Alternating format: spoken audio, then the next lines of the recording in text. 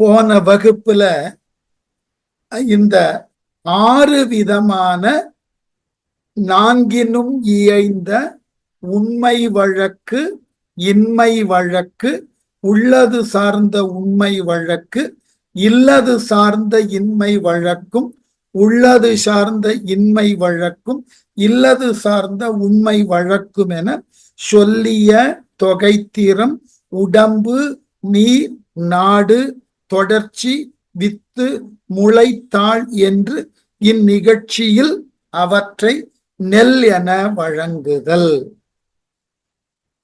இது ஒரு அழகான ஒரு இலக்கண விளக்கம். இந்த 6ம் எதன் அடிப்படையில தோன்றும்னு கேட்டா, இந்த தொகை என்பதற்கு என்ன நாம விளக்கம் கொடுக்கிறோம்? பலவாகிய பொருள்கள் தொகுத்து நிற்பதை தான் தொகைன்னு சொல்லுவோம். இப்போ உதாரணம், மக்கள் எல்லாம் ஒன்று சேர்ந்து இருக்கிறத தான் சமூகம்னு சொல்லுவோம், நாடுன்னு சொல்லுவோம். நீர்த்திவலைகள் எல்லாம் ஒன்று சேர்ந்து நிற்கிறத தான் என்னன்னு சொல்லுவோம், குளம் என்றோ ஏரின்னோ சொல்லுவோம். உடம்பு என்பது பல்வேறு விதமான அங்கம், பிரத்யாங்கம், உபாங்கம் இவைகளெல்லாம் சேர்ந்ததை தான் உடம்புன்னு சொல்லுவோம். இவைகள்ல ஏதாகிலும் ஒன்று பிரிந்து நின்றால் அதை உடம்புன்னு சொல்ல மாட்டோம். இப்ப நம்ம உடம்புல இருந்து கை பிரிந்ததுன்னா கைய உடம்புன்னு சொல்ல மாட்டோம். அது போல உடம்புக்குள்ள இருக்கக்கூடிய அல்லது உடம்பில் இருக்கக்கூடிய உறுப்புகள் எல்லாம் பிரிந்ததற்கு பிறகு அதை உடம்புன்னு சொல்ல மாட்டோம். ஆகவே இவைகள் சேர்ந்து இருக்கின்ற காலத்துலதான் இவைகளுக்கு உடம்புன்னு சொல்லும். அது போல இந்த சொல்லிய தொகைத்திறம், உடம்பு, நீர், நாடு, அது போல பஞ்சஸ்கந்தங்களினது கூட்டம் தான் ஆன்மா. மேல பஞ்சஸ்கந்தம்னு படிச்சிருக்கோம் இல்லையா? அந்த 5 ஸ்கந்தங்களினது தொகைதான். நீங்க அந்த ஸ்கந்தம் என்பதை பூதம்னு புரிந்து கொண்டாலும் போதும். 5 பூதங்களினது ஒத்திசைவு ஒன்று சேர்ந்து இருக்கிறதுக்கு பேருதான் ஆத்மா. இப்ப நீங்க அந்த பஞ்சஸ்கந்தத்தை இப்ப அண்மை காலத்துல நீங்க நடன நிகழ்ச்சியில கூட பார்த்திருக்கலாம். கார்த்திக் ஃபைன் ஆர்ட்ஸ்ல 5 கோஷங்களினுடைய கட்டமைப்பு தான் ஆன்மா. அதாவது அன்னம், பிராணம், மனம், விஞ்ஞானம், ஆனந்தம். இந்த 5 கோஷங்களினுடைய கட்டமைப்பு தான் ஆத்மா. இந்த ஆத்மா இந்த எந்த ஒரு கோஷம் போனாலும் ஆத்மா போயிடும். அதனால இந்த ஸ்கந்தங்களினுடைய சேர்க்கை ஆன்மா. இந்த தொடர்ச்சி எப்படி வருகிறதுன்னா, வித்து, முளை, தாள் என்று இந்நிகழ்ச்சியில் அவற்றை நெல் என வழங்குதல். ஒன்று ஒன்றோடு தொடர்பு உடையது. எப்படி விதை விதைக்கிறோம், விதைத்தது முளைக்கிறது, முளைக்கக்கூடியது தாழ் விடுகிறது, தாழ் விட்டதற்கு அப்புறம் கதிர் விடுகிறது. இந்த தொடர் நிகழ்ச்சி தான், இந்த வித்து தான் நெல்லாக மாறுகிறது. ஞாபகம். ஆகவே இது ஒரு தொடர். அப்போ நாம் ஏதாகிலும் இதுதான் இன்றைக்கு மிகப்பெரிய அளவுல உலகளாவிய நிலையில கேஸ் தியரின்னு சொல்லி கொண்டிருக்கிறோம். ஏதோ ஒன்றினோட தொடர்ச்சி எங்கோ தொடங்கும். அந்த தொடங்குதல் என்பது தொடர்ச்சியாக ஒரு பெரியதோர் விளைவை பின்னர் கொடுக்கும். இப்ப நீங்க ஒன்றும் வேண்டாம், சில ஆண்டுகளுக்கு முன்பு நம்ம ஊர்ல சுனாமி தாக்கியது. எங்கோ ஏற்பட்ட சுனாமி, கடலின் அது ஆழ்பகுதியில் ஏற்பட்ட நில அதிர்வு திருச்செந்தூர்ல கடல் உள்வாங்கியது. அது பெரிய செய்தியாக பேசப்பட்டது. ஏன் உள்வாங்குகிறது என்றால், அந்த கடலின் கீழாக ஏற்படக்கூடிய அந்த அழுத்தம் எல்லாவற்றையும் உள்வாங்கி பின் வெடித்து செல்லும். அப்ப இது ஒரு தொடர் நிகழ்ச்சி. அந்த உள்வாங்கல் என்பது தொடக்கம், பின்னர் அது பேரலையாக ஊழி அலையாக தோன்றி நிலத்திலே வந்து விழுதல் என்பது முடிவு. இது ஒரு தொடர் நிகழ்ச்சி. அதுக்குதான் ரொம்ப அழகான மேற்கோள், விதை நெல்லாவது போல. விதைக்கப்பட்டது முளைத்து கிளைத்து தழைத்து அவைகள் காயையோ கனியையோ தருவது போல நிகழ்ச்சியில் அவற்றை நெல் என வழங்குதல் இயல்பு. மிகுத்துரை ஈறு உடைத்து என்றும் தோன்றிற்று என்று மூத்தது என்று மூன்றில் ஒன்றின் இயல்பு மிகுத்து உரைத்தல். எப்படி? தோன்றுதல் என்பது அது தோன்றிற்று, தோன்றுதல் என்பதோட நிக்கல், அதை மிகுத்து உரைக்கிறோம். இது பார் வித்தில் இருந்து தோன்றிற்று. அப்புறம் மூத்தது என்று பார் அது வளர்ந்து மூப்பு அடைகிறதுன்னு சொல்றோம். அப்போ இந்த ஒவ்வொன்றும் மிகுத்து உரைக்கிறோம். நாம இப்ப உள்ள உதாரணம், நம்முடைய உடல் தான் கருவிலே உருவாகிறது, குழந்தையாக ஜனிக்கிறது, அதுக்கப்புறம் வாலிப பருவம் அடைகிறது, வயோதிகம் அடைகிறது, மரணத்தை சந்திக்கிறது. இது ஒரு தொடர் நிகழ்வு. ஆனா ஒவ்வொன்றையும் நாம மிகுத்து உரைக்கிறோம். அந்த குழந்தை காலத்தை மிகுத்து உரைக்கிறோம். அதோட நிக்காது. அதுல மிகுத்து உரைப்பதற்கு ஒன்றும் இல்லை, அது இயற்கை. குழந்தையாய்த்தோன் ரொம்ப அழகான ஒரு பாட்டு வளையாபதியில வரும். பாலனாம் இளமை செத்தும்னு தொடங்கும் பாட்டு. ஒவ்வொன்றத்தையும் நாம இழந்து கொண்டு வருகிறோம், ஆனால் நாம் தான் இழக்கிறோம். இது நம்முள் ஏற்படக்கூடிய தொடர் நிகழ்வு. இப்ப நமக்கு தெரியும், பாரதி கூட வேடிக்கையா எழுதினார் இல்லையா? காயிலே புளிப்பதென்ன கண்ணி இளமானே, கனியிலே இனிப்பதென்ன கண்ணி. என்ன அது ஒரு தொடர் நிகழ்வு. மாம்பிஞ்சு துவக்கும், மாங்காய் புளிக்கும், மாங்கனி இனிக்கும், ஆனால் மூன்றும் ஒன்றுதான். இது தொடர் நிகழ்வினால் ஏற்பட்ட மாற்றம். ஆனால் நாம் என்ன செய்கிறோம்? ஒவ்வொரு நிலையிலும் அதனை மீ உரைத்து பேசுகிறோம்.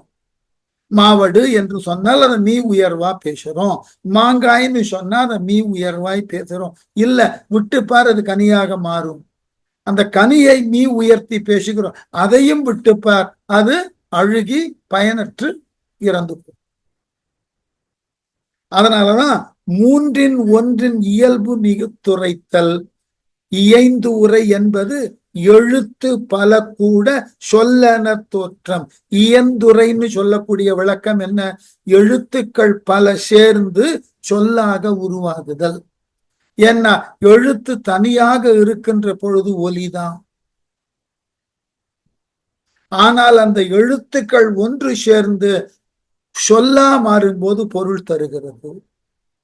ஏன் இவைகள் எழுத்தாக இருக்கும் போது பொருள் தருவது இல்லைன்னா, அது போலதான் நம்ம உடம்பு கூட்டாக இயங்குகின்ற பொழுதுதான் உடம்பாக மாறுகிறது. அதை தனித்து பிரித்து விட்டால் அது இயங்காது. இப்ப கை நம்ம உடம்போடு இருக்கிறதுனாலதான் ஒரு கையின் கண் உள்ள விரல்கள் இயங்குவதற்கு மூளை நிறைய தொடர்புகளை தருகிறது. இப்ப உடம்புல இருந்து கையை எடுத்துட்டோம்னா கை இயங்காது. அதனாலதான் இயைந்துரை என்பது எழுத்து பல கூட சொல்லென தோற்றும். பல நாட்கூடிய எல்லையை திங்கள் என்று வழங்குதல். பல நாள்களை ஒன்றாக சேர்ந்தா மாதம்னு சொல்றது போல பல உறுப்புகள் சேர்ந்ததை ஒரு தொகையாக சொல்லுவோம். இனிமேதான் உள் வழக்கு, உணர்வில் வழக்கு, முயற்கோடு உள்ளது சார்ந்த உள் வழக்கு ஆகும். இது கொஞ்சம் உண்மை வழக்கு, இன்மை வழக்கு, உள்ளது சார்ந்த உண்மை வழக்குன்னு 6 சொன்னார் இல்லையா? உள்ளது சார்ந்த இன்மை வழக்கு, இல்லது சார்ந்த உண்மை வழக்கு, இல்லது சார்ந்த இன்மை வழக்குன்னு 6 வழக்கு சொன்னார் இல்லையா? அந்த 6 வழக்குல ஒவ்வொன்றுத்துக்கும் விளக்கம் சொல்றார் பாருங்க. உள் வழக்கு, உணர்வில் வழக்கு. உள் வழக்கு என்பது உணர்வு இல்லாத வழக்கு. எது போல? முயற்கு கோடு உள்ளது சார்ந்த உள் வழக்காகும். மேற்கோள் சொல்லிடலாம்.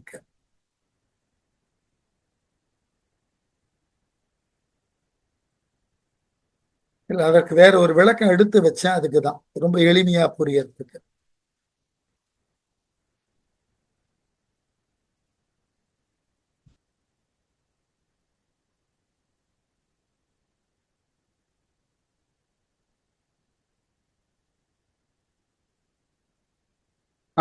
உள் வழக்கு உணர்வுன்றது, உள் வழக்கு என்பது உள்ளதாகிய உணர்ச்சியை உளது என்று.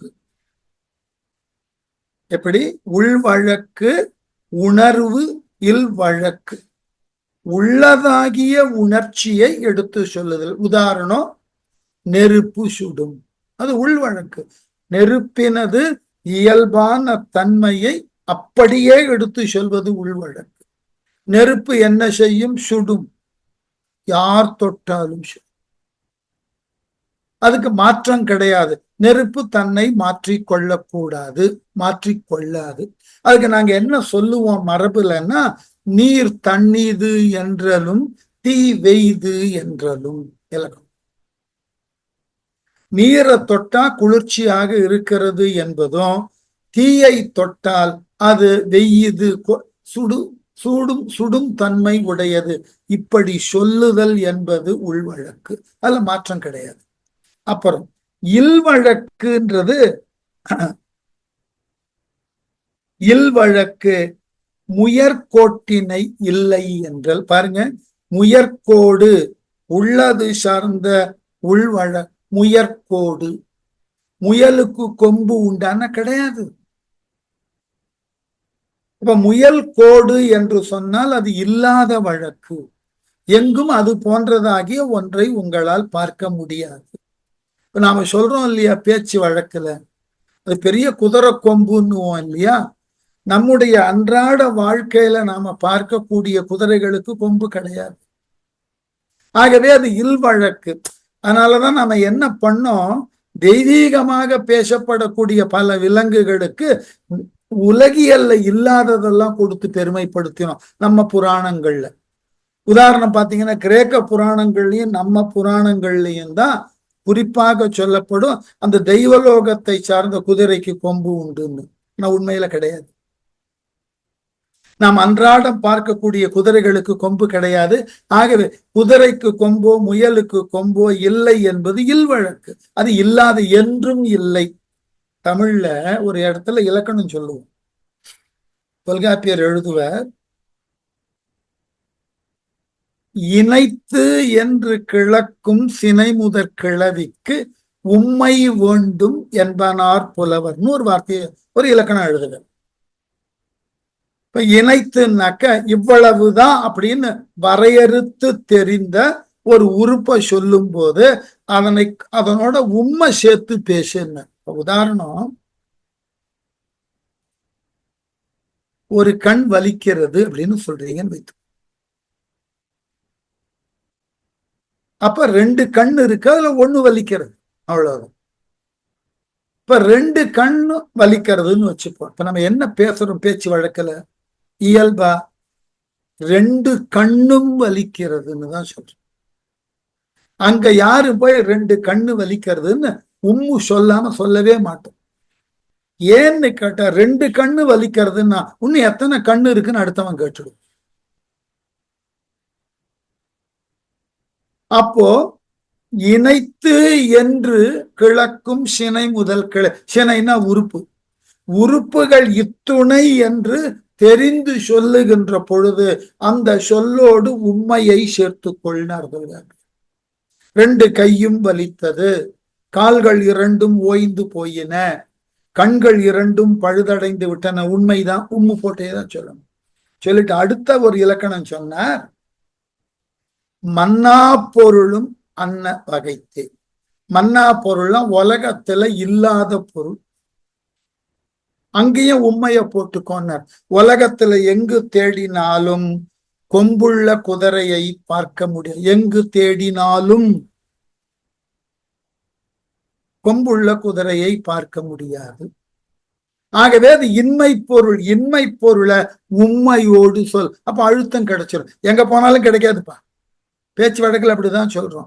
நாம ஒரு பொருளை தேடுறோம், நம்ம கிட்ட ஒரு நண்பர் வர்றார், என்ன தேடுறீங்க, நாம அந்த பொருளின் பேரை சொல்றோம். இந்த ஊர்லயா, அடையாறுல எங்க தேடினாலும் அது கிடைக்காதுங்க. வேணும்னா கொஞ்சம் பாரிஸ் கார்னர்ல போய் பாருங்க. அப்போ ஒன்று கிடைக்கவே கிடைக்காதுன்னா அங்க உண்மை சேர்த்துக்கோ.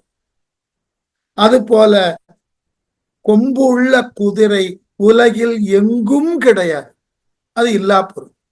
சரியா? அடுத்தது இன்மை பொருளுக்கு விளக்கம் சொன்னார்.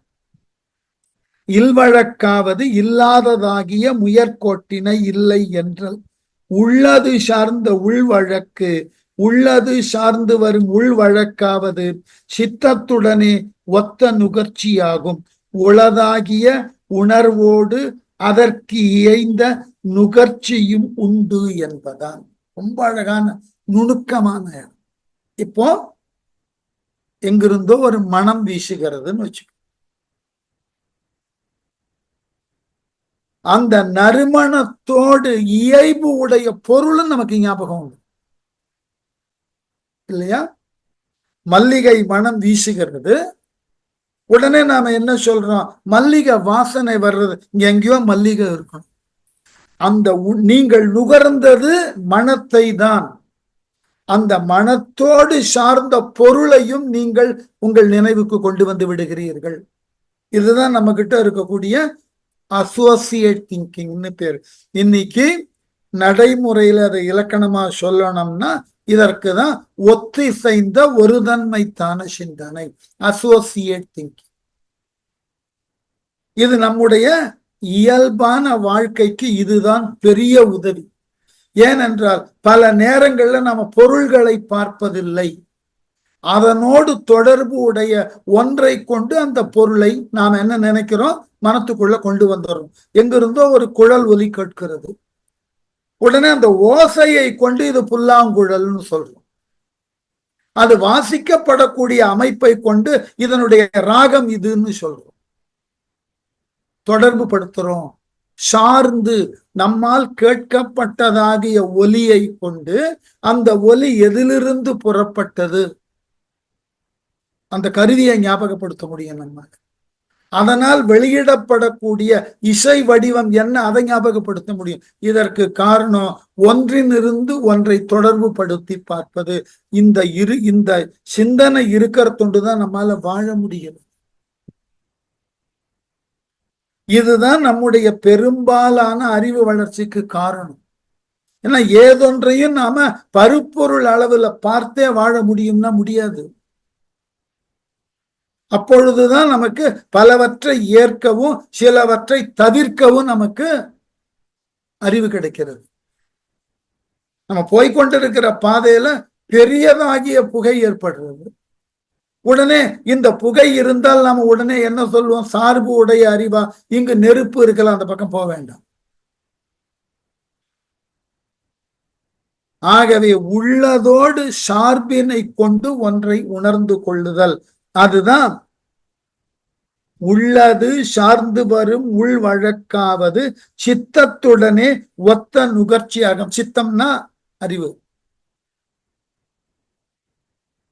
அறிவோடு தொடர்பு படுத்தி கொள்ளுகிறோம் நுகர்ச்சியை.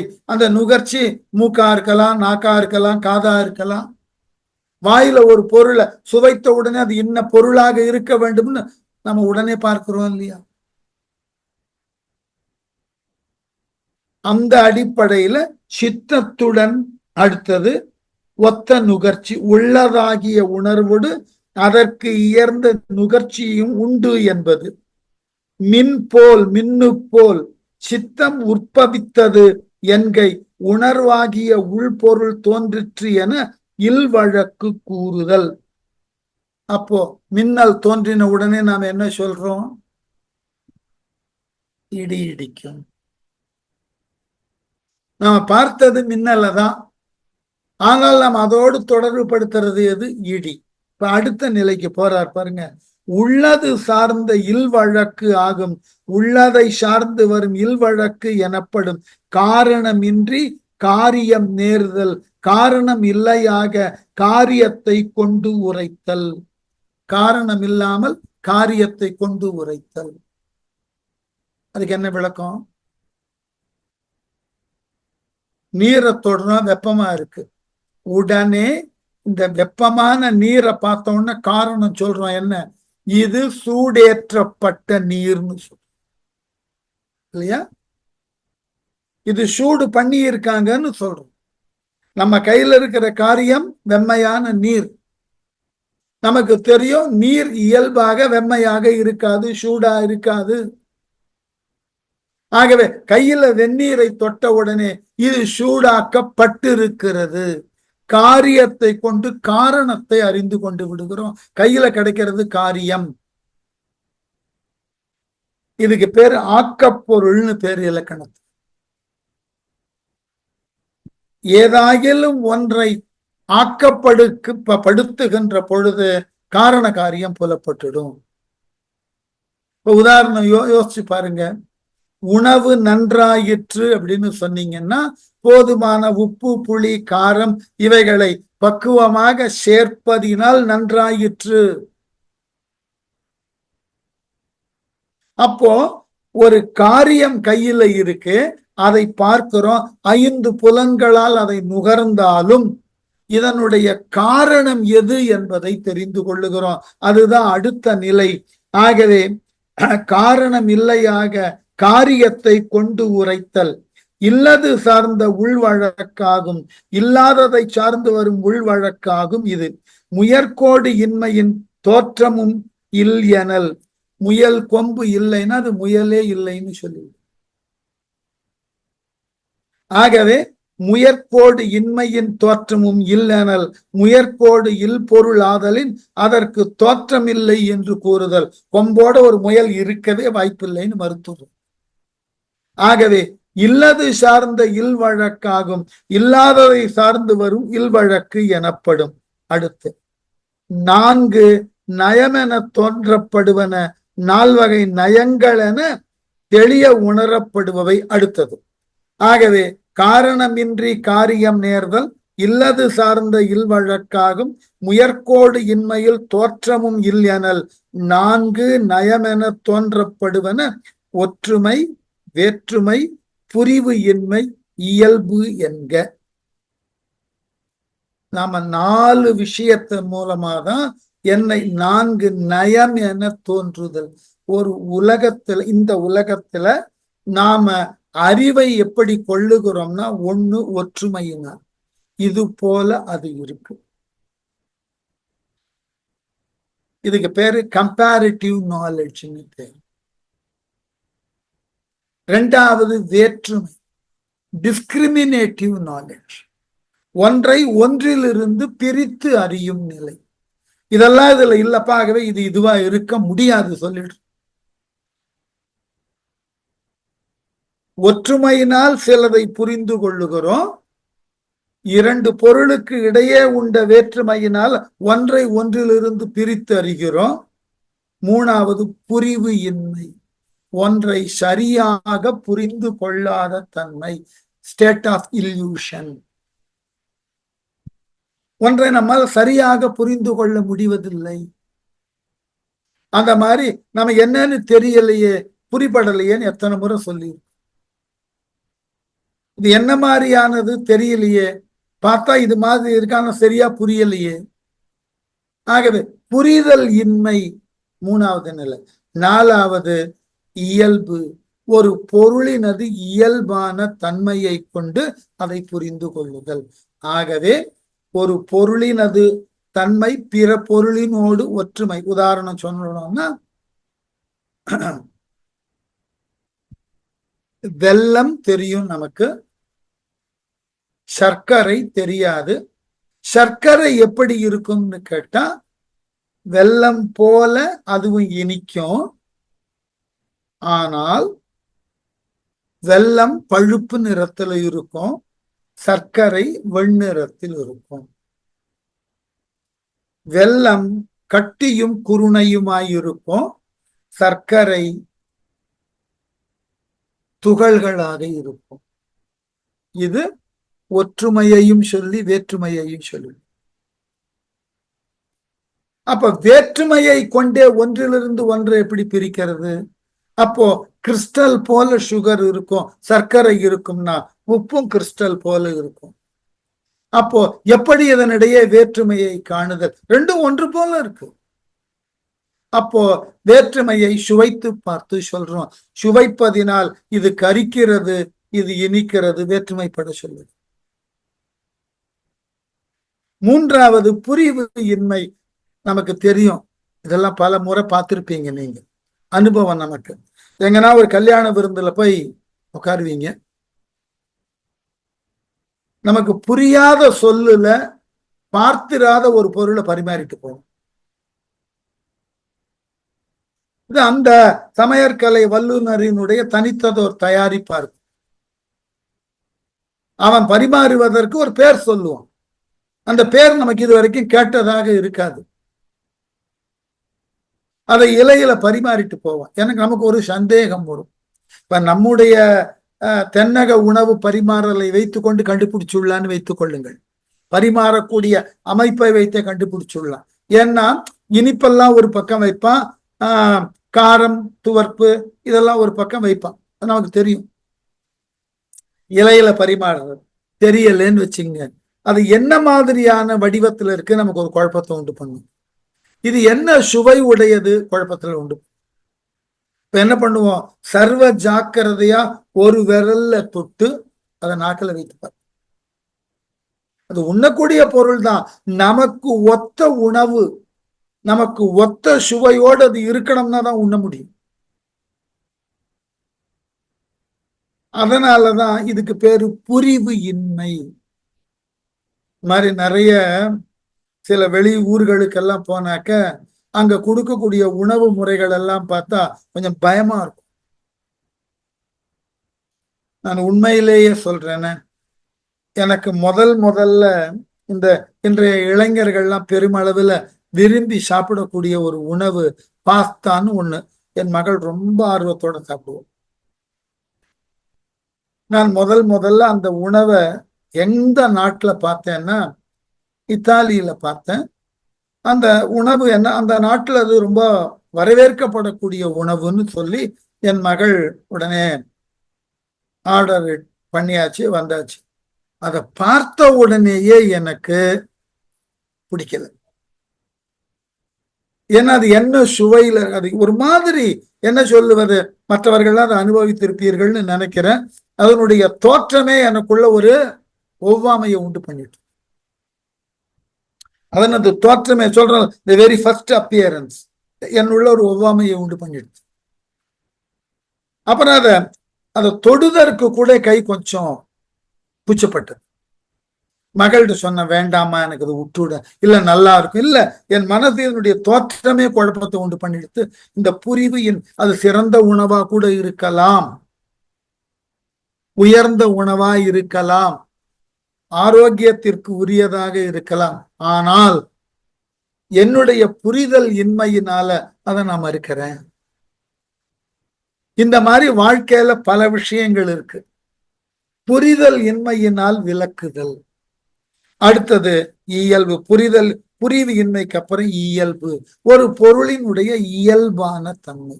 இந்த 4 அடிப்படையில தான் உலகத்துல இருக்கக்கூடிய எல்லா பொருளையும் நாம் உணர்ந்து கொள்ளுவோம். இதுக்கு மேல புதுசா ஒண்ணும் கிடையாது. ஏன் இந்த புத்த தத்துவத்தை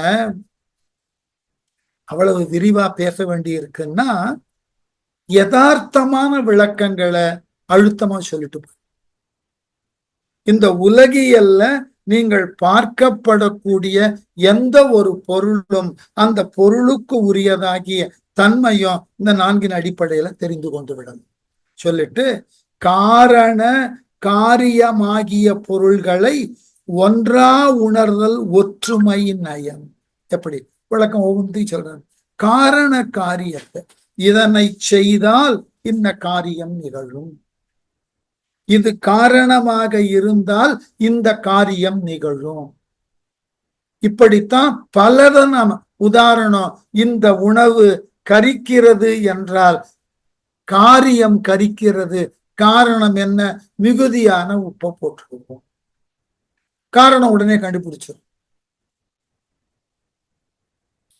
அப்போ அதே மாதிரி இந்த இனிப்பு மிகுதியான இனிப்பா இருக்கு, உடனே என்ன சொல்லுவார்கள் வீட்டுல இருக்கிறவங்க, ஒரே அளவுதான் போட்டேன், இந்த முறை இந்த சர்க்கரை ரொம்ப அதிகமான இனிப்பு சுவை உள்ள சர்க்கரை இருக்கு. உண்மை, குறைந்த இனிப்பு சுவை உண்டான சர்க்கரையும் இருக்கு, மிகுதியான இனிப்புக்கு உண்டான சர்க்கரையும் இருக்கு.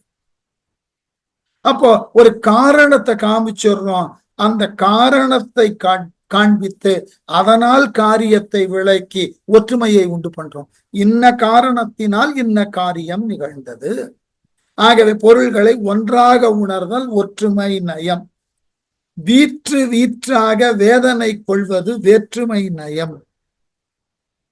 வீற்று வீற்றாக அப்படின்றது ரொம்ப அழகான இடம். எப்படின்னாக்க இந்த வேற்றுமை நயம் ஒன்றிலிருந்து ஒன்றை தனித்தனியாக பிரித்து இதிலிருந்து இது வேறுபடுகிறது, அதிலிருந்து அது வேறுபடுகிறதுன்னு வீற்று வீற்றாக வேறுபாடாக பிரித்து அறிந்து ஒன்றை வேதனை கொள்வது. ஏன் அந்த வேதனைன்னு சொன்னார் தெரியும்? ஒன்றினது வேறுபாடு நமக்கு ஒன்றை நம்பி பார்த்து பதார்த்தத்தையே சொன்ன பரிமாறியது. இது பார்ப்பதற்கு இனிப்பா இருப்பது போல இருக்கிறதுன்னு எடுத்துடுறோம். சில நேரங்கள் நாம் எதிர்பார்த்த ஒரு சுவையிலிருந்து அது வேறுபட்ட சுவை இருக்கிறது என்றால் நாம உடனே முகம் சுழிக்கிறோம். ஒருவரை பற்றின ஒரு மதிப்பீடு வச்சிருக்கோம். அந்த மதிப்பீடு தவறுகின்ற பொழுது வேதனை வந்து விடுகிறது. அண்மை காலத்துல அனுபவிச்சேன். வெளியூர் போயிருந்தேன் இல்லையா, அங்க வேற ஒரு நண்பர் சமூகத்துல நாங்கள் சில பேரை பற்றி வைத்திருந்த மதிப்பீடுகளை தகர்த்தார். அப்படியே எனக்கு ஏற்பட்ட அனுபவங்கள்னு சொல்லி வரிசையா பல நிகழ்ச்சிகளை மேற்கோள் காட்டி நாங்கள் இதுவரை ஒருவர் மாட்டு கொண்டிருந்த மிகப்பெரிய அழுத்தமான நம்பிக்கைய வேற்றுமைப்பட தகர்த்த அந்த தகர்த்த நிலை எங்களுக்கு வேதனை. ஓ, இவர்கள் இப்படியா அப்படின்ற ஒரு பயத்திற்கு உட்பட்டு. ஆகவே வீற்று வீற்றாக வேதனை கொள்வது வேற்றுமை நயம் என வேண்டல் வேண்டும். ஒன்றக்கெடா பொருள் வழி பொருள்களுக்கு ஒன்றிய காரணம் உதவு காரியத்தை தருதற்கு உள்ளம் தானிலை என்றல் புரிவு இன்மை. ஒன்றனுக்கு உரிய காரியம் இதனால் இதுதான் ஏற்படும் என்று தெரிந்து செயல்படுவதற்கு மாறாக இதனால் தான் இது ஏற்பட்டது என்பதை தெரியாத நிலையில அமைவது புரிவு இன்மை. நம்ம வீட்டுல எல்லாம் நிறைய இதை அனுபவிச்சிருப்போம். சில பேர் ஒரு புதுவிதமான உணவை உண்டுட்டு உடம்பு என்னமோ பண்றது. இதுதான் காரணம்னா இல்ல அதெல்லாம் காரணம் இல்லை, இது என்னமோ சரியில்லை, இல்ல நீங்கள் உண்ட இந்த உணவு தான் காரணம் அப்படின்னா இல்ல அந்த மாதிரி ஏற்கனவே நான் நிறைய சாப்பிட்டிருக்கேன். அடுத்த வார்த்தையை நாம சொல்லுவோம். அப்பெல்லாம் சாப்பிட்ட பொழுது உங்கள் வயது இளமை, அதனால அதை சாப்பிடும் போது உங்களுக்கு வேறுபாடு தெரியல. இப்ப இந்த வயதுல இந்த உணவை சாப்பிட்டா உங்களுக்கு அது ஒவ்வாமையை ஏற்படுத்தும், செறிவு இன்மையை ஏற்படுத்தும். அதனால சொன்ன அதான் காரணம். புரிதல் மனசு ஒத்துக்காது. இது பலமுறை நான் சாப்பிட்டிருக்கேன். அப்பெல்லாம் நான் ஒண்ணும் பண்ணல. அதற்கு நான் வேடிக்கையாக உதாரணம் சொல்லுவேன். எனக்கு இளம் பிராயத்திலிருந்து ஒரு ஈடுபாடுன்னா மழையில நனையிறது ரொம்ப பிடிக்கும். கையில எதுவுமே நல்ல தேவையான பாதுகாக்கப்பட வேண்டிய பொருள் இல்லைன்னு வைத்துக் கொள்ளுங்கள், ஆனந்தமா மழையில நனைந்து கொண்டே வீடு வருவேன். அது எனக்கு இயல்பான பழக்கம். சரி, வருவேன், தலையை துவட்டி கொள்வேன், அப்புறம் என்னுடைய இயல்பான வாழ்க்கை. இது இளமையிலிருந்து இதுதான் வழக்கம். இந்த வழக்கத்தை கொண்டு நான் என்ன பண்ணேன், என்னுடைய சகோதரி, இளைய சகோதரி தார்வாட்ல இருந்தாங்க. அது ஒரு மலைப்பாங்கான கர்நாடக மாநிலத்தில் இருக்கக்கூடிய ஒரு பகுதி. கொஞ்சம் நல்ல குளிர் இருக்கும். அங்கு போயிட்டு இந்த குளிர்லாம் என்ன ஒன்றும் செய்யாது. பல முறை மழையில நனைஞ்சிருக்கேன். அதனால எனக்கு ஏன்னா இந்த தார்வாடுக்கெல்லாம் வர்றதுக்கு முன்னாடி ஒரு காலத்துல ஊட்டியில எல்லாம் நாங்க இருந்தோம். அங்க நல்ல அடர் மழையிலெல்லாம் நனைஞ்ச பழக்கம் உண்டு. குளிர்ந்த நீர்ல அதனால என்ன ஒன்றும் செய்யாதுன்னு சொல்லிட்டு அங்க தார்வாடுல குளிர்ந்த நீர்ல குளிச்சுட்டு மறுநாள்ல இருந்து அந்த ஊரை விட்டு வெளியே கிளம்புற வரைக்கும் இருந்த 10 நாளும் காய்ச்சலோடவே இருக்கு. அப்போதான் என்ன தெரிகிறது, ஒரு காலத்துல நான் நனைந்தது குளிரில் இருந்ததெல்லாம் உண்மை. இப்பொழுது காலம் மாறி இருக்கிறது. என்ன காலம்? என் வயது கூடியிருக்கிறது. என் வயதினுக்கு ஏற்றாற்போல் என் உடல் ஒன்றை எதிர்ப்பதற்கு உண்டான ஆற்றலை இழந்திருக்கிறது. அதனாலதான் பொன்றுதல்னு பேரு. பொன்ற கெடா பொருள் வழி பொருள்களுக்கு ஒன்றிய காரணம் உதவு காரியத்தை தருதற்கு உள்ள தானிலை என்றல். அது புரிவின்மை நயம் என புகழல். ஒன்று ஏன் அழிகிறது? நேற்று வரைக்கும் அழியலையே, இன்று ஏன்? அதற்கு இது காரணம். அதனாலதான் இது அழிந்து. நமக்கு அந்த இல்யூஷன் தெரியாது. நேற்று நன்னா இருந்ததே, இன்னைக்கே நல்லா இல்லை. இல்லைன்னு போன முறை நான் இதை சாப்பிட்ட போது எனக்கு ஒண்ணும் பண்ணலையே, இப்ப ஏன் பண்ணுகிறது? ஏதோ உடம்பை ஏதோ சரிவர செய்யாமல் இருக்கிறது. இதுக்கெல்லாம் காரணம் புரிவின்மை. இது நமக்கு இப்பொழுது தகுந்ததா, உகந்ததா? அந்த புரிதலோடு மனித வாழ்க்கையில புரிவு இன்மையினால்தான் நாம் எல்லா விதமான துன்பத்தினுக்கும் ஆளாகிறோம். நம்மோடு ஏற்படுத்தி கொள்ளக்கூடிய உறவு முறைகளை புரிந்து கொள்வது இல்லை. நாம பணியாற்றக்கூடிய இடத்துல உள்ள மாந்தர்களை புரிந்து கொள்வது இல்லை. நாம உண்ணக்கூடிய உணவு, உடுத்தக்கூடிய உடை, நம்முடைய பழக்க வழக்கங்கள், இவைகளினுடைய விளைவுகளை நாம் முழுமையுமாக புரிந்து கொள்வது இல்லை. இந்த புரிதல் இல்லை என்பதினால்தான் பொன்றுதற்கு உண்டான அளவு, பொன்றுதல்னாக்க அழிதல்னு பேர். இந்த அழிதலுக்கு உண்டான எல்லை வரை இந்த புரிதலின்மை நம்மை கொண்டு சேர்த்து விடும். சைவத்துல ஒரு பாட்டு உண்டு. தர்மபுர ஆதீனத்தினுடைய முன்னாள் ஆதீன தலைவர் இருந்தார் ஒருத்தர், பேரு குருஞான சம்பந்தர்னு பேர். அவர் தான் அந்த மடத்தை நிறுவினவர். அவர் பல நூல்கள் எழுதியிருக்கார். அதுல ஒரு நூல்ல சொல்ற, இந்த புரிவு இன்மைன்றது எவ்வளவு பெரிய வலுவான ஒரு தடைன்னு சொல்லுவார். பரபரக்க வேண்டாம் பல்காலும் சொன்னேன் வரவர கண்டு ஆராய் மனமேன்னு. புரிவு இன்மையோடு எதனையும் பரபரப்போடு அணுகாதீர்கள்.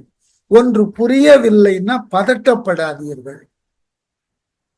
அந்த பதட்டம் தான் உங்களை மேலும் தவறு செய்ய தூண்டுகிறது. பதட்டம் இல்லாத நிலையில அதை நிதானமாக வர வர கண்டு ஆராய் மனமே. அது உன்னிடம் வருகின்ற வரைக்கும் அதனை பற்றின கருத்து ஏதொன்றும் நீ சொல்லாமல் இரு. உங்களுக்கெல்லாம் பழக்கம் உண்டான்னு தெரியாது. எங்கள் வீட்டுல இருந்து பழக்கம் ரொம்ப கடுமையா உண்டு. வீட்டுல பெற்றோர்களும் பெரிய சகோதரர்கள் யாரேனும் பேசி கொண்டு இருப்பார்கள். அதை நாம கேட்டுக்கொண்டு இருப்போம். பக்கத்துல அறையிலையோ அல்லது அவர்கள் பேசுறது காதுல விழும். அதை நாம கேட்டுக்கொண்டு நாம ஏதாவது ஒரு கருத்து சொன்ன உடனே என்னுடைய தாயார் சொல்லுவார்கள், உன்னை யாருன்னா கேட்டாங்களா? நாங்க என்ன பேசுறோம்னு உனக்கு புரியறதா? அப்படி புரிஞ்சாலும் கேட்டதுக்கு அப்புறம் தானே நீ கருத்தை சொல்லணும். பெரியவங்க பேச்சுல நீ எதுக்கு தலையிடுற? சொல்லிட்டு அழகா எங்கள் தஞ்சை வழக்குல ஒரு சொற்றொடரை கையாளுவாங்க, சம்மன் இல்லாம எதுக்கு ஆஜராகிறேன். இது கோர்ட்டுல நடக்கக்கூடிய வழக்கம். கோர்ட்டுல நீங்க கோர்ட்டுக்கு போகணும் அப்படின்னா செல்லுவதற்கு சம்மன் அனுப்பப்பட்டு இருக்கணும். அந்த நீதிமன்றத்தினால் உங்களை வரவழைப்பதற்கு உண்டான ஆணை அந்த நீதிமன்றத்திலிருந்து பிறப்பிக்கப்பட்டிருந்தால் தான் நீங்க போகணும். எந்த விதமான ஆணையும் வராத போது நீங்க எதுக்கு கோர்ட்டுக்கு போகணும்? அது போல உன்னை யாரேனும் அழைத்து இந்த புரிதல் தான் அடிப்படை. ஆகவேதான் இந்த புரிதல் இன்மை என்பதினாலதான் பல நேரங்கள்ல நம்ம பேச்சு வழக்குல சொல்றோம் இல்லையா, வாய் கொடுத்து மாட்டிக்கொள்ளும். நமக்கு புரியாத இடத்துல வாயை திறக்காம வள்ளுவர் பேசுற முந்து கிழவா செறிவு அறிவுன்னு. பெரியவங்க பேசிக்கிட்டு இருக்கும் போது வாயை திறக்காம இருக்கிறதே அறிவு. ஏன்னா அவர்கள் எது பேசுகிறார்கள் உனக்கு புரியாது. அந்த புரிதல் இன்மை இருக்கின்ற பொழுது வாயை திறக்காது.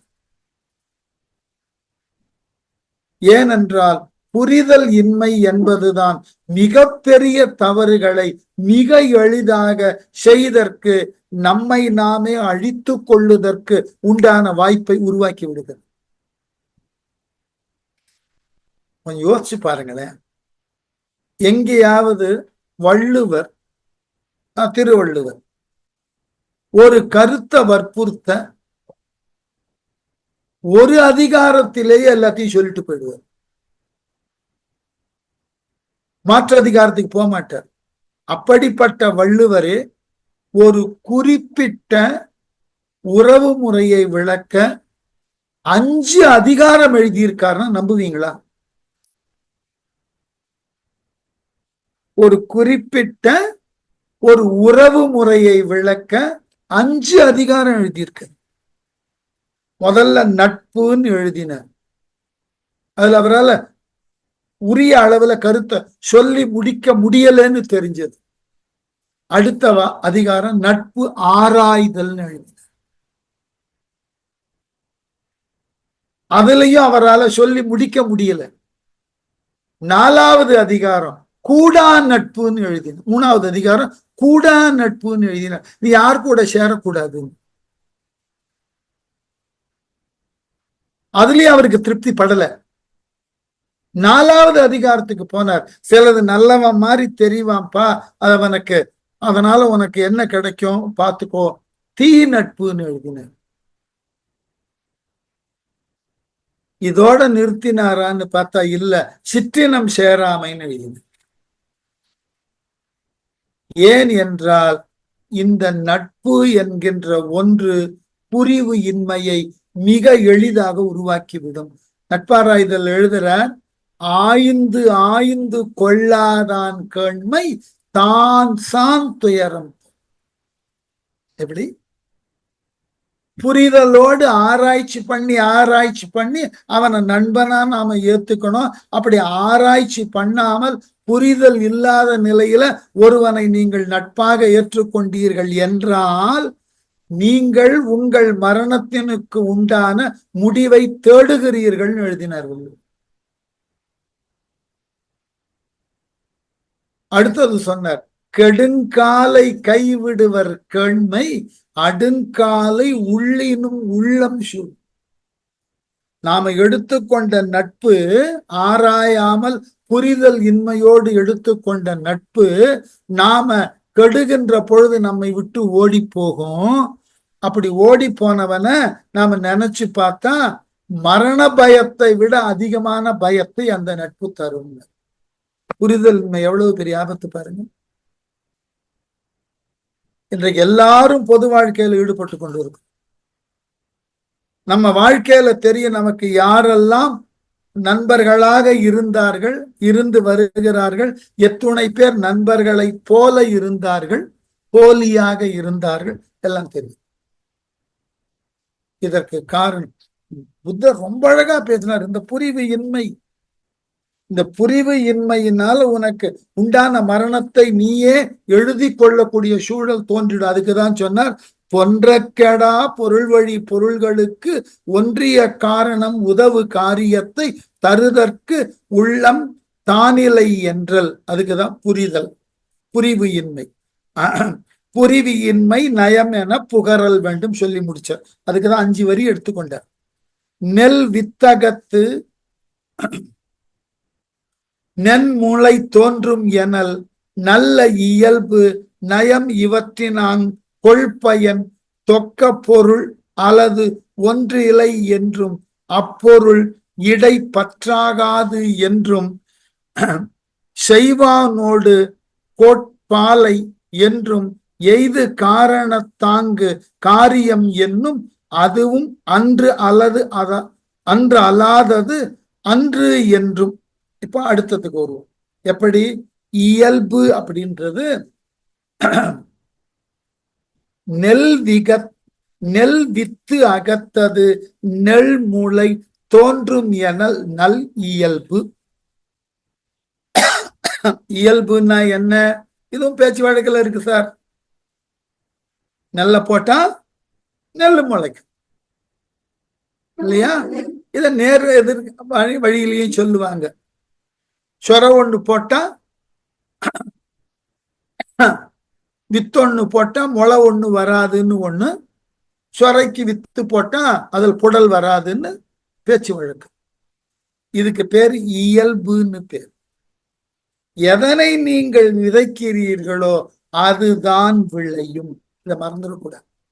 ஏன் இதை சொன்னார்னா, நன்மையை விளை நல்லதுதான் நடக்கும். பாவத்தை விளைத்தீர்கள்னா பாவம் தான். இயல்பு அது. நீங்கள் எதை செய்கிறீர்களோ அதனுடைய விளைவுதான் உங்களுக்கு வருமே ஒழிய நீங்கள் விதைத்ததற்கு மாறாக ஒன்று தோன்றாது. அததான் புத்த தத்துவம் ரொம்ப அழுத்தமா பேசினது. நீ எதை செய்தாலும் யோசித்து செய்து.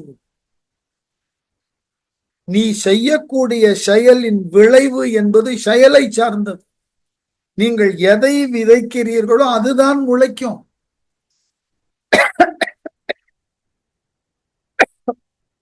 அதிலிருந்து வேறுபட்டது வேறொன்றும்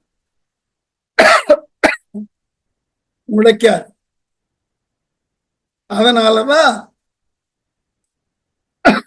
நெல் வித்தகத்து நெல்முலை தோன்றும் எனல் நல் இயல்பு நயம் இவற்றின் ஆங்கு கொள்பயன் தொக்க பொருள் அல்லது ஒன்றில்லை. நீங்கள் எதை விதைக்கிறீர்களோ அதனால் விளையக்கூடிய பயன்தான் நீங்கள் அறுவடை செய்யக்கூடிய பொருள். ஆகவே விதைக்கும் காலத்து எதனை விதைக்க வேண்டும் என்று யோசித்து விதைக்க வேண்டும். நல்லதை விதைத்தால் நல்லதை அறுவடை செய்யலாம். தவறானவற்றை விதைத்தால் அதன் இயல்பு தவறானதுதான் முளைக்கும். எதுக்கு?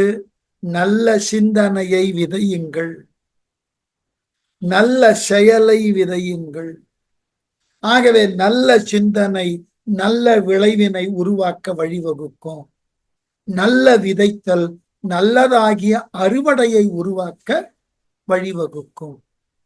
ஆகவேதான் நல்ல இயல்பு நயம் இவற்றின் ஆங்கொள் பயன் தொக்க பொருள் அல்லது ஒன்றில்லை. அதை தவிர எதை விதைக்கிறீர்களோ அதுதான் விளையும், வேற வராது என்றும் அப்பொருள் இடை பற்று ஆகாது என்றும். ரொம்ப அழகு. இவ்வாறு நீங்கள் எதை செய்கிறீர்களோ அதன் கண் பற்று கொள்ளாதிருங்கள். விதைச்சாட்சி, விளைவை பார்க்கிறோம். விதைத்ததற்கு ஏற்ற விளைவு, அதன் மாட்டு பற்று கொள்ளாதீர்கள். இதான் அடிப்படை. நேற்று விழான்னு சொன்னேன்னு, அந்த விழாவில் சித்ரா விஸ்வேஸ்வரன் அவர்கள் பேசும்போது ஒரு கருத்தை சொன்னார். எல்லாரும் இன்னைக்கு நிறைய பட்டம் வாங்குகிறீர்கள், நிறைய பேருக்கு பதக்கம், நிறைய சான்றிதழ் எல்லாம் வாங்குகிறீர்கள். இவைகளினால் உங்கள் தலையில் சுமையை ஏற்றிக் கொள்ளாதீர்கள், பற்று வைக்காதீர்கள். அது வரும் போகும். இது நமக்கு இது வந்ததுன்னு ஒரு பற்றை வைக்காதீர்கள்.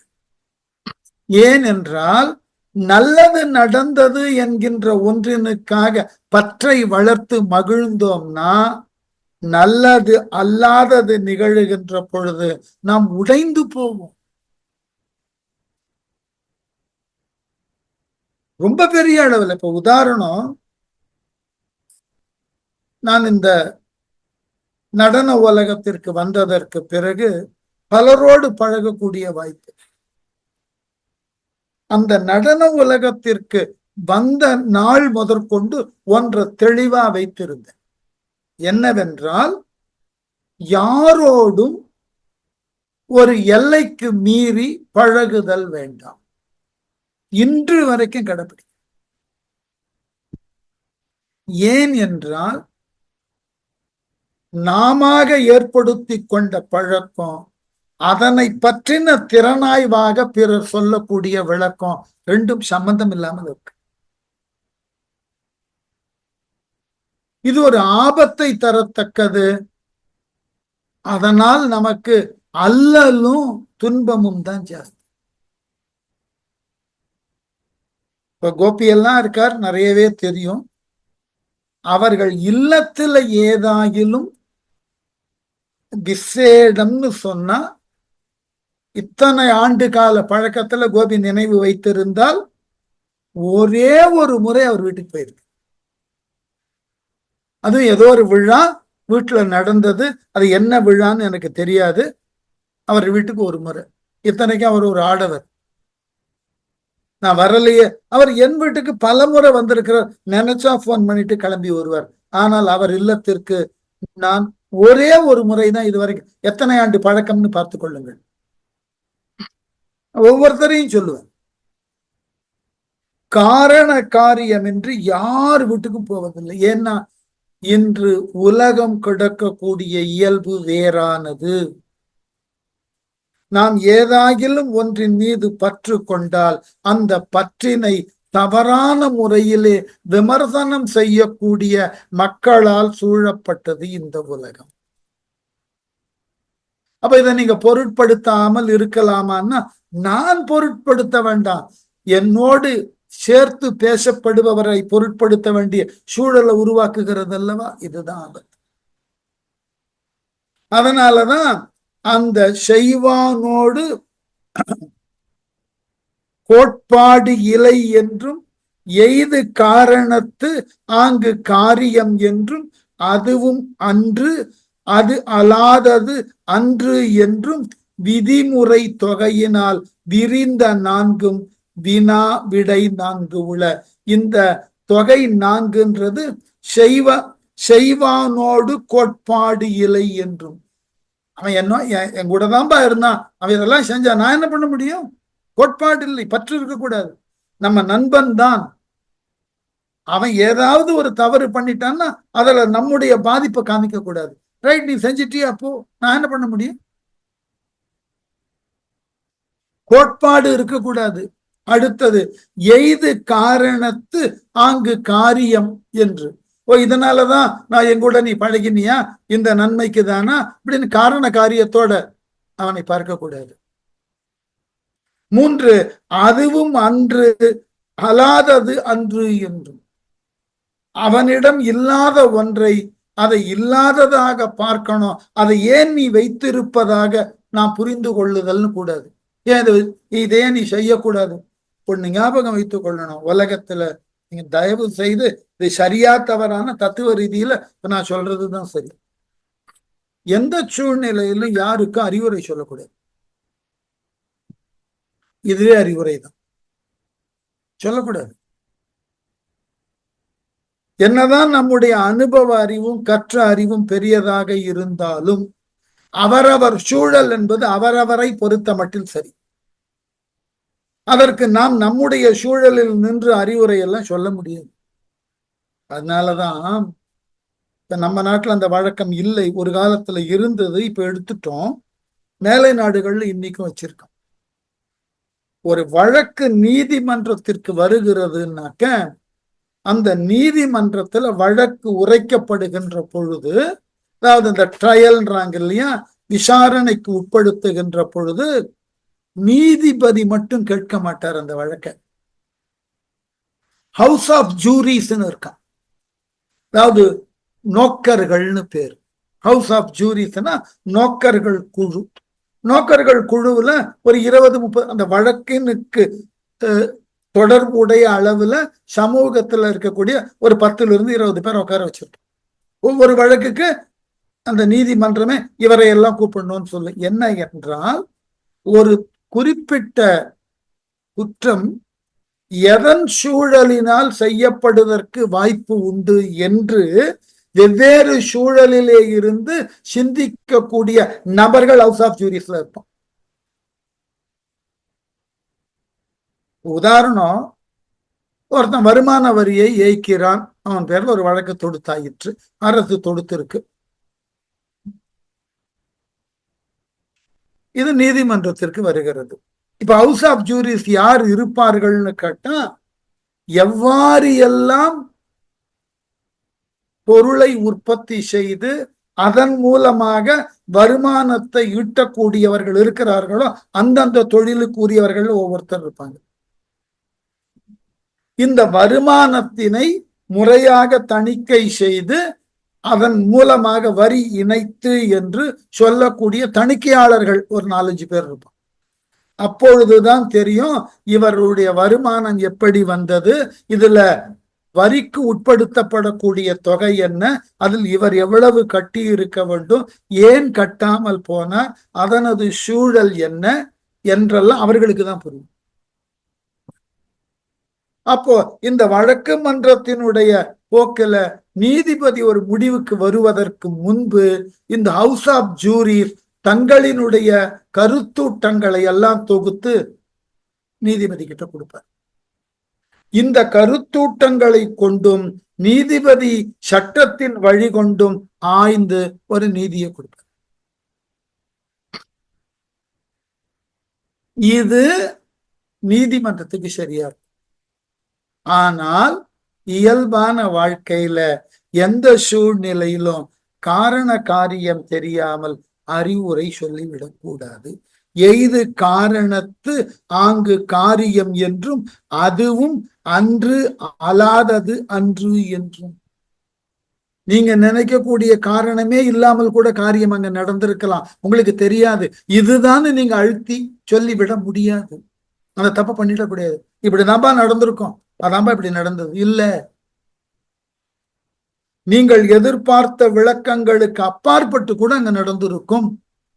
அதை நீங்கள் உங்களினுடைய அனுபவத்தை வைத்துக் கொண்டு சொல்லுவது சரியாக இருக்க வேண்டும் என்ற தேவை இல்லை. அது ஒரு நடைமுறையாக இருக்க வேண்டும் என்ற அவசியம் இல்லை.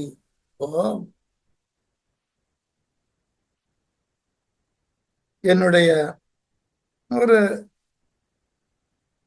நடன நண்பர், நடன உலகத்துல இருக்கிறவர், அவருடைய பெற்றோர் இது மாதிரி அந்த நடன கலைஞருக்கு நிறைய நான் எழுதுறேன். அவருடைய பெற்றோர் ஏதோ சிலதை சொல்லி, நீங்க கொஞ்சம் அவருக்கு புத்தி சொல்லக்கூடாதா சிரித்துக்கொண்டே சொன்னேன், அது என் வேலை இல்லை. என்ன சார் இப்படி சொல்றீங்க? அவர்கள் நடனம் ஆடக்கூடியவர்கள், அவர்கள் நடன நிகழ்ச்சிக்கு உண்டான கருத்தை ஆராய்ந்து சொல்லவும் அதற்குண்டான பாடலை தேர்ந்து தெளிந்து எடுத்து கொடுக்கவும் தேவையானால் எழுதி கொடுப்பதற்கும் தான் நான் பணிக்கப்பட்டிருக்கிறேன். ஞாபகம் வைத்துக் கொள்ளுங்கள். இதற்காகத்தான் நான் பணிக்கப்பட்டிருக்கிறேன். இதனை கொண்டு நான் எல்லாம் தெரிந்ததாக அவருக்கு அறிவுரை சொல்லுவது என் வேலை இல்லை. ஏனென்றால் இந்த மாதிரி அறிவுரை சொல்லுதலினால ஒருவருக்கு ஒருவர் கருத்து வேறுபாடு தான் அடையும். பெரிய சிக்கல் இது. அதனாலதான் அதுவும் அன்று அலாதது அன்று என்றும் விதிமுறை தொகையினால் விரிந்த நான்கும். இந்த 4 நிலையில தான் நாம் உலகில் உள்ள பொருள்களை புரிந்து கொள்ளுவதற்கு உண்டான வாய்ப்பை பெறுகிறோம். சரியா என்று இதோடு நிறுத்தும். ஐயா வணக்கம். வணக்கம். ஒரு கருத்து சொன்னீங்களே, பரபரக்க வேண்டாம் பரபரக்க வேண்டாம் பல்காலும் சொன்னேன் வரவர கண்டு ஆராய் மனமே. எழுதினது குருஞான சம்பந்தர்.